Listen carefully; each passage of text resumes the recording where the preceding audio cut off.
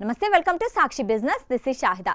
ఎవరైనా మీకు 12 లక్షల విలువైన కారు కేవలం 3 లక్షలకే దొరుకుతుంది అంటే మీరు నమ్మకపోవచ్చు. కానీ వాస్తవానికి భారత ప్రభుత్వానికి చెందిన 3 అధికారిక డిజిటల్ ప్లాట్ఫామ్లలో ఖరీదైన కార్లను తక్కువ ధరలకు ఈ వేలం ద్వారా విక్రయిస్తుంటారు. ఈ ఆక్షన్లో ఎలా పాల్గొనాలో ఇప్పుడు చూద్దాం. కొత్త కారు కొనాలని చాలా రోజులుగా అనుకుంటున్నా బడ్జెట్ కారణంగా వెనకడుగు వేస్తున్న వారికి ఇది ఉపయోగకరమైన సమాచారం.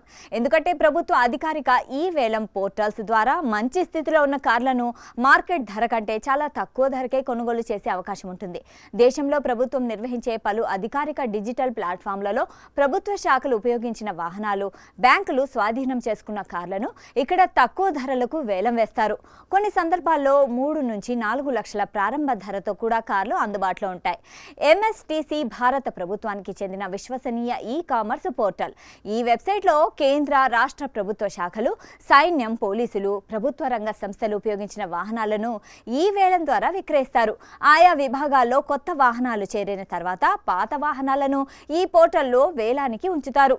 వినియోగదారులు ఇంటి నుంచే ఈ పోర్టల్లో నమోదు చేసుకుని ఈ వేలంలో పాల్గొనవచ్చు.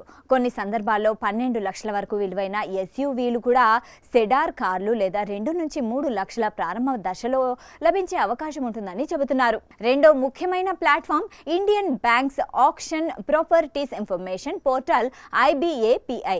కారు లోన్ తీసుకున్న వ్యక్తులు ఈఎంఐలను సకాలంలో చెల్లించకపోతే బ్యాంకులు ఆయా వాహనాలను స్వాధీనం చేసుకుంటాయి. తమ బకాయిల్ని తిరిగి పొందేందుకు బ్యాంకులు స్వాధీనం చేసుకున్న ఈ కార్లను IBAPI పోర్టల్ ద్వారా ఆన్లైన్ వేలంలో విక్రయిస్తారు. బ్యాంకుల లక్ష్యం రుణ బకాయిలను వసూలు చేయడమే కాకుండా 10 నుంచి 15 లక్షల విలువైన తక్కువగా ఉపయోగించిన కార్లు కూడా కొన్ని సందర్భాల్లో 3 నుంచి 4 లక్షల ప్రారంభ ధరతో వేలంలోకి వస్తాయి. ఇక మూడో అధికారిక ప్లాట్ఫామ్ ఈ ఆక్షన్ ఇండియా. కేంద్ర, రాష్ట్ర ప్రభుత్వ శాఖలు స్వాధీనం చేసుకున్న లేదా అదనంగా ఉన్న వాహనాల్ని ఈ పోర్టల్ ద్వారా ఈ ఆక్షన్ నిర్వహిస్తారు. ఈ పోర్టల్లో రిజిస్ట్రేషన్ ప్రక్రియ సులభంగా, పారదర్శకంగా ఉంటుంది. బిడ్డింగ్ కు ముందు వాహనం ఉన్న యార్డుకు వెళ్లి దాని ప్రస్తుత పరిస్థితిని పరిశీలించే అవకాశం కూడా ఉంటుంది.